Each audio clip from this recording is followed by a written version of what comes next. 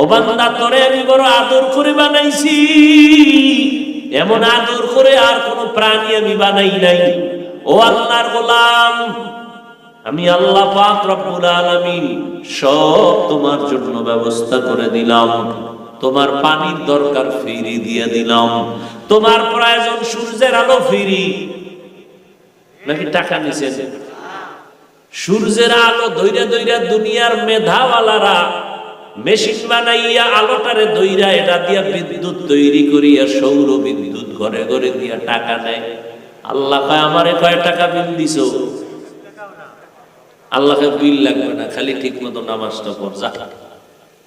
এও যদি না পড়ো তোরে ভিডাবো না, তো ভিডাবো কারে?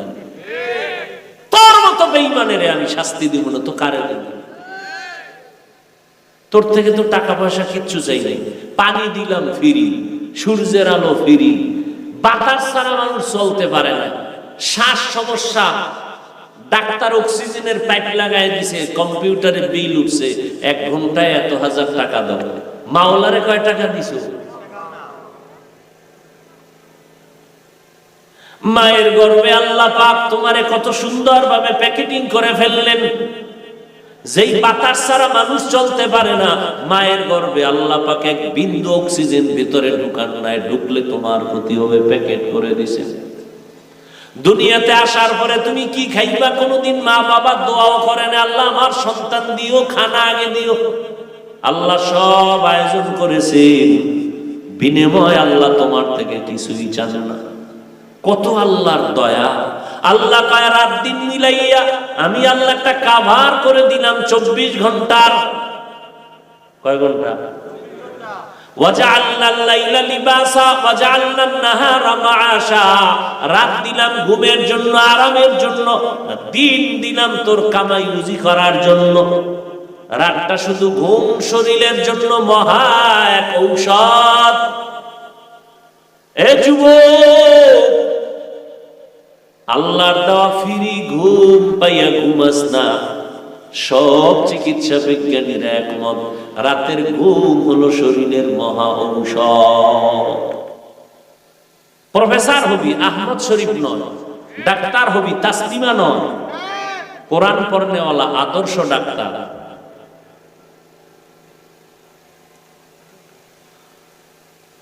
জবানকে কন্ট্রোল, চোখ কন্ট্রোল, হাত কন্ট্রোল। এই যুবকেরা, তোমরা যাদের ইংলিশ বই পড়ে ইংরেজি শিখছো, এই লোকগুলোর দেখো নাই কতটা আদর্শবান হলে তার লেখা ইংলিশ বইটা সব স্টুডেন্ট কলেজের ছেলে মেয়েরা কবুল করে ফেলছে। তোমার মতো মোবাইলে সারা রাত আকাম করলে তার লেখা বই কবুল হইতো? জিন্দেগি তো হতো না। জীবনে কি করেছো? 25 বছর বয়স, কি করেছো? কি কামাই কি করেছো? ওরা তো বই লিখে গেল, তুই কি লিখে গেছিস? কি এই 25 বছরে কি কামাই করছো? মায়ের বরদোয়া, বাবার বরদোয়া, শিক্ষকের বরদোয়া। এই মোবাইলের কারণে বেদবি করতে করতে এমন কেউ নাই যে কষ্ট পায় নাই, বরদোয়া দেয় নাই। এই মোবাইলের কারণে মায়ের মনে কষ্ট, বাবার মনে কষ্ট দিয়েছো, শিক্ষকের মনে কষ্ট দিয়েছো, মুরব্বীদের মনে কষ্ট দিয়েছো। তা তোর জীবনের কামাই হলো সবার বরদোয়া। একটা জীবন হইল তো, একটা জীবন হইল। একবারও কি চিন্তা করছো কয়দিন বাঁচবি? মাইকেল জ্যাকসন একটা গান গাইয়া $1,00,000 পাইতো হাদিয়া, রেডি হয়ে গেছে। 150 বছরের আগে মরব না। কয়শো বছর? তাতে প্রস্তুতি যা নেওয়া লাগে নিছে। কারোর সাথে হাত মিলায় না, জীবাণুর ভয়, চেহারা বাদাই করছে। 20 জন ডাক্তার অলরাউন্ডার তাকে পাহারা দেয় অল টাইম, খানা চেক করে বারবার। 50 বছরের কোঠায়, মাত্র 50-এর কোঠায় মাইকেলের কদম পড়লো আর মরে গেল। এই দিনকালে যত মরণের লাশ সব যুবক, যুবক, যুবক, যুবক। গাড়ির নিচে লাশ যুবক, পানির নিচে যুবক, ঘুমের বিছনায় হইয়া গেছে, একশোটে নাই, কে? যুবক। সুস্থ মানুষ, রোগ নাই। হঠাৎ কেন? হঠাৎ একটা রোগ বাইরেছে দুনিয়ায়। হঠাৎ রোগের নাম কি? কয় না কা? স্ট্রোক, হঠাৎ রোগ। আরো মোবাইল দেখ, হঠাৎ দেখবি বুক শক্ত হয়ে গেছে। মোবাইল আরো দেখ, দেখবি হঠাৎ ব্রেন স্ট্রোক হয়ে গেছে। আরো দেখ মোবাইল, মোবাইল নিয়ে ওই তোর পাশে যদি বন্ধু টন্ধু থাকে বলে যাস যে মা থাকলেও বল, মা আমি তো তোমারে অত ভালোবাসি না মোবাইলকে যত বাসি, তো কাফনের ভিতরে মোবাইল দিও, ফেরেশতার সাথে একটা সেলফি লাগবে। হাসো, লজ্জা থাকলে তো কান্নার কথা, আমি তো হাসির কথা বলিনি। এই প্যান্ডেল তো কান্নার প্যান্ডেল, এটা তো হাসি তামাশার প্যান্ডেল না, এটা তো কান্নার প্যান্ডেল, এটা তওবার প্যান্ডেল। হাসো কেন? রাসূল ১৫০০ বছর আগে বলে গেছে, কান্নার প্যান্ডেলে হাসে কেন? লা ঈমানা লিমান লা হায়া, যার লজ্জা নাই ওর ঈমান নাই।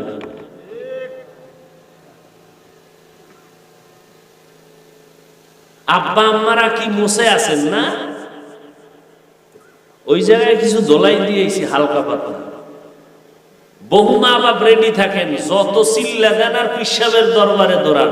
ছেলে মেয়েরে যদি ভালো না বানায় যাইতে পারেন, চেষ্টাও না করেন, জাহান্নাম ছাড়া উপায় নাই, লেখা রাখেন কপাল। মুছে তেল দিয়ে ঘুমান, আর জিগাইলে কয় হুজুর চেষ্টা করছি পারি না। কিসের চেষ্টা করছেন আপনি? ছেলেরে বের করে দিবেন ঘর থেকে, তোমার কামাই আমি খাবো না, তুমি যেদিকে পারো যাও, নাইলে আমি মরে গেলাম। তারপরও তোমার গুনার কারণে আমি জাহান্নামে যেতে পারবো না।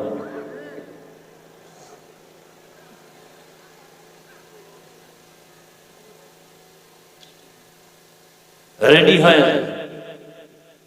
যুবকদের বলছি, সফলতার জিন্দেগি যদি চাও, দুই জিনিস ধরে রাখো, এখনো সময় আছে, তওবা করো।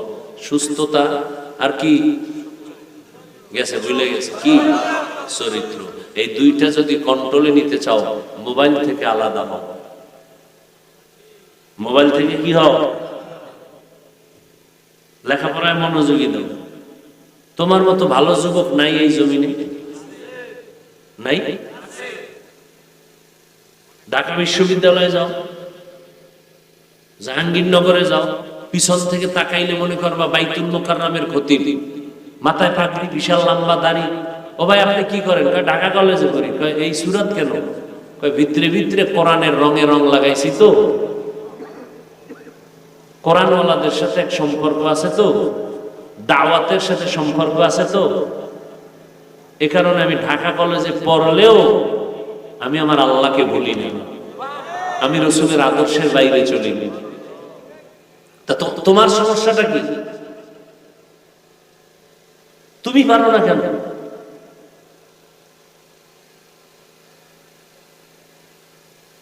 সার্টিফিকেট, সার্টিফিকেটের জন্য বড় কি হইব? সার্টিফিকেট দিয়ে কি হইব কি বলতো?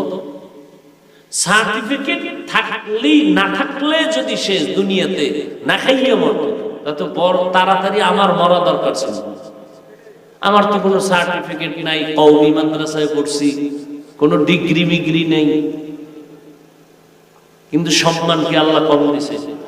হ্যাঁ, বুঝাবার জন্য বলি, আল্লাহ মাফ করেন, কোনো অহংকার না। আমি যদি চাই প্রতিদিন হেলিকপ্টারে প্রোগ্রাম করব বাংলাদেশে, প্রতিদিন,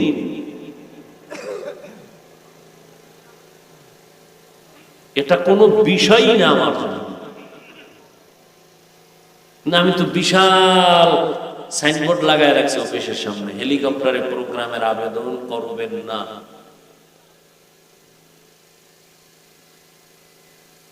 মাওলায় সম্মান দিলে কি সার্টিফিকেট লাগে? হ্যাঁ, যুবকদেরকে বুঝাবার জন্য বলে গেলাম, মানুষ টাকা দিয়ে সম্মান পায় না, তুমি সম্মান পাইয়া লাথি মেরে তাড়ায় দিতেছ।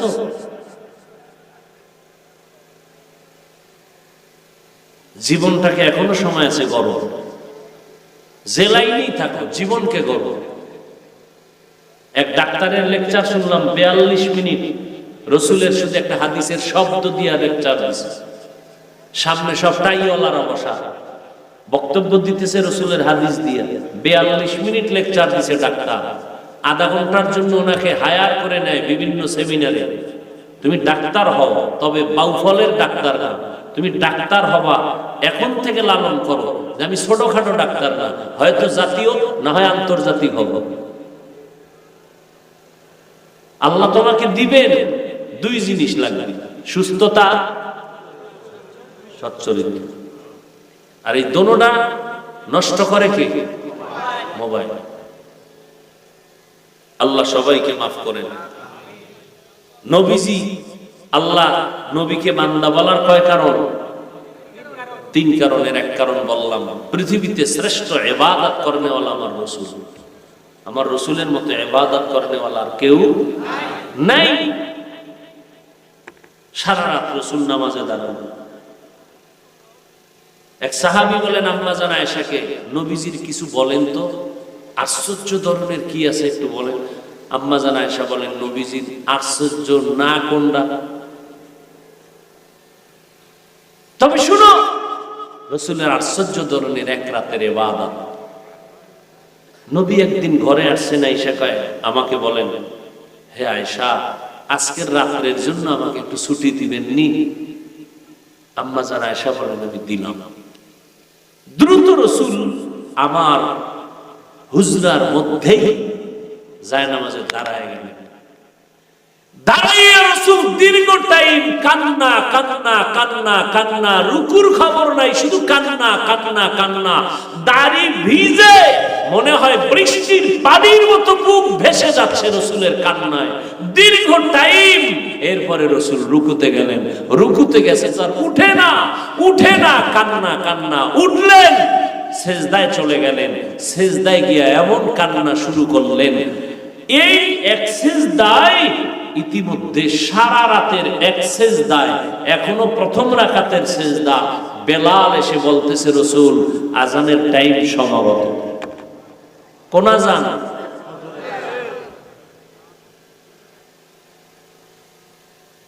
আর একদল নেফাকি টুপিওয়ালারা উম্মতকে বিভ্রান্ত করে কয়, বেশি ইবাদত লাগে না, নফল টফল লাগে না, শুদ্ধ সব ওখানে চলে আসবে ডিটেইলস। আজকে গিয়া গুগলে সার্চ দিয়া আকাম করো কেন, মোবাইল নিয়ে সারা রাত, মোবাইল থেকে ভালো কিছু নিতে পারো না? এই সৌরজগৎ নিয়ে গবেষণা করতে পারো না? মোবাইলে লিখবি সৌরজগৎ নিয়ে মানুষের ব্রেন কেমনে তৈরি হলো, এটি সব দেখবি, এটি লিখবি। জীবনের সফলতার জিন্দেগি যদি চাও, যথেষ্ট পরিমাণ চতুর্মুখী জ্ঞান অর্জন কর। এই বাউফলের একটা ছেলে মনে করিস না, তুই যুবক, তোর মধ্যে আল্লাহ এমন কিছু দিয়া রাখছেন যে পুরা পৃথিবীর নেতৃত্ব তুই দেওয়ার ক্ষমতা তোর মধ্যে আছে। নিজের এত ফকিন্নি মনে করো কেন? পাওয়ার আছে ভিতরে, ব্যবহার কর, তৈরি হও ওইভাবে। গোটা দুনিয়া তুমি নিয়ন্ত্রণ করবা, সেই মেধা আল্লাহ তোমাকে দিয়া রাখছে, তুমি ব্যবহার করো, বরং আল্লাহর দেওয়া জিনিসটারে আরো নষ্ট করতেছ। সময় থাকতে বুঝলা না, বিছনায় বইয়া কানবি, চোখের পানি মুছার লোক পাবি।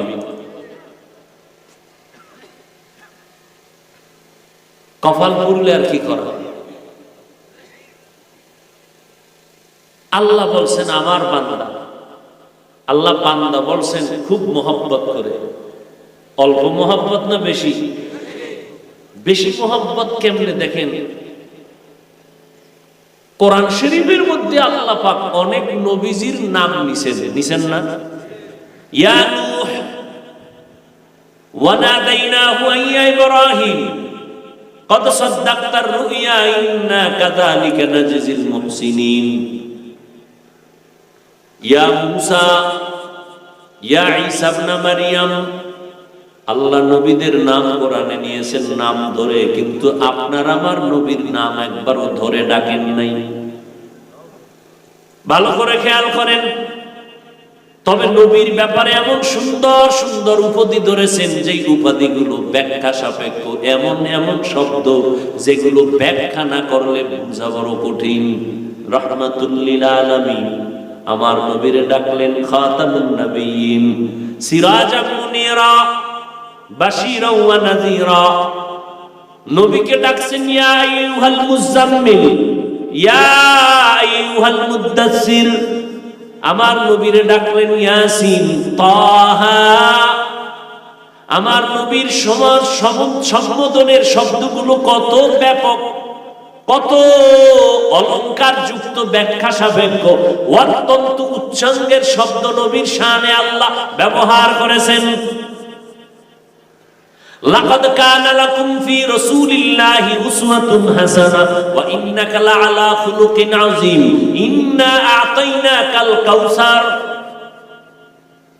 কিন্তু হাজার কোটি আশ্চর্যের থেকে বড় আশ্চর্য হলো নবীর জীবনে দুইটা সফর হয়েছিল। একটা সফর ছিল দুঃখের, আর একটা সফর ছিল সুখের। দুঃখের সফরের সঙ্গী একজন, দুঃখের সফরের সাথে একজন। দোনোটা সফর শুরু হয়েছিল বাইতুল্লাহ থেকে।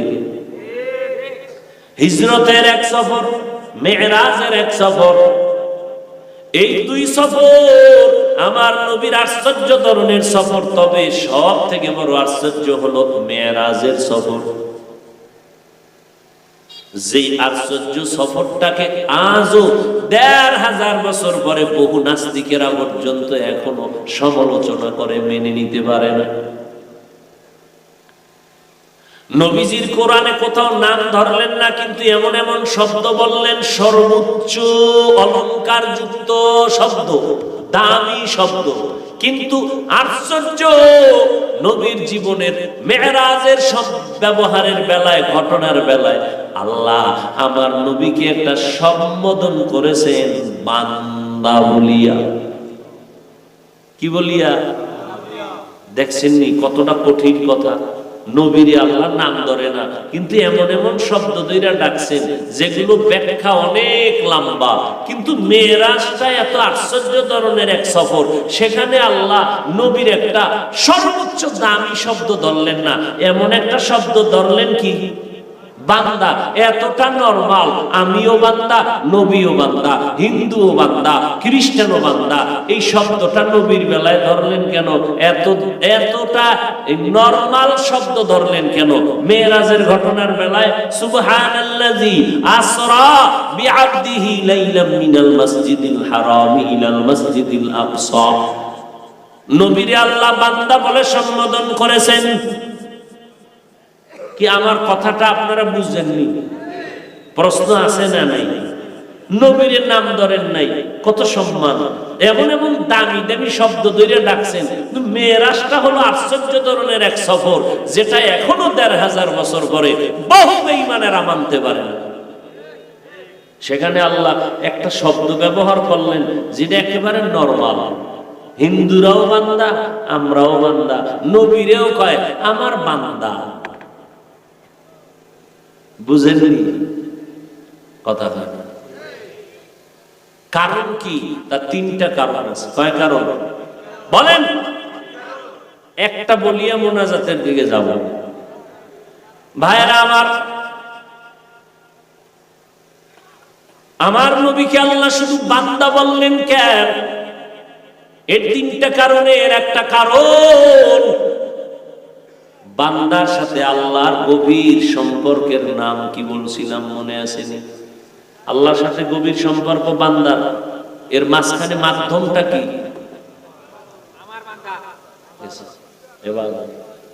ইবাদত। বলেন কি? আল্লাহ মানুষ বানাইছিনি তো ইবাদতের জন্য, কথা ঠিক না? আল্লাহর সাথে বান্দার গভীর সম্পর্কের নাম ইবাদত। ইবাদত যারা করে তারা বান্দা, যার ইবাদত করে তিনি হবেন মাবুদ। আর সারা দুনিয়ায় আল্লাহর ইবাদত করার মধ্যে শ্রেষ্ঠ ইবাদত করবে ওয়ালা হলেন আমার নবী। আমার নবীর মতো ইবাদত করার ওয়ালা কেউ আছে? নবীর কোনো গুনাহ কেউ সন্দেহ করার সুযোগ আছে? নবীর কোনো গুনাহ নাই। নবী সারা রাত, সারা দিন, সারা জিন্দেগি, কিয়ামতের দিনও নবীর গুণগান চলবে, শেষ হবে না। কেমন মায়ার নবী, কেমন নবী একজন পাইলি রে যুবক, কপাল খারাপ, ওই নবীরে চিনলি না। যদি চিনতি বেঈমানের পা চাটা গোলাম হইয়া চুল কাইটা বান্দর হইতি না। এই যুবকেরা, আমার নবীর আদর্শের থেকে ভালো আদর্শ কারো কাছে আছে? যুবকেরা বল। হ্যাঁ, তো নবীরটা বাদ দিয়া বেঈমানেরটা ধরলি কেন বলতো? তুই যদি কও নবীর আসে, তাহলে বেয়াদবকে, ভণ্ডকে, নবীরটা শ্রেষ্ঠ এটা বাদ দিয়া বেঈমানেরটা ধরলি কেন? কারণ কি, স্বার্থ কি? আমার রসুলের আদর্শে কি নখ কাটার নিয়ম নাই? আমার রসুলের আদর্শে চুল কাটার নিয়ম নাই? বেঈমানেরটা ধরলি কেন? কি স্বার্থ বল? একটা লোক দাঁড়াতো, যুবক দাঁড়ায় বলছে, হাফিজ ভাই, বেঈমানের লাইনে চুল কাটার দ্বারা একটা লাভ আছে। কি? চোখের পাওয়ার বাড়ে, যৌবন বাড়ে, চেহারা সুন্দর হয়, সুস্থতা বাড়ে। একটা কথা, আমি তোর পক্ষে যাব, আমি ওই লাইনে যাব, কসম আল্লাহ। আর যদি কর না, কোনো লাভ নাই, শয়তানের ধোকায় কি করছি বুঝি না, তাহলে পাও দুইটা আগাইতে পায়ে ধরে বলে গেলাম, যদি কোন নিচে নাই না ধরতে হইব তো বল, আমি নিচে আসি। আমার দরবার নাই, আমার দল নাই, সবাই রসুলের আদর্শের মালা গলায় লাগাম।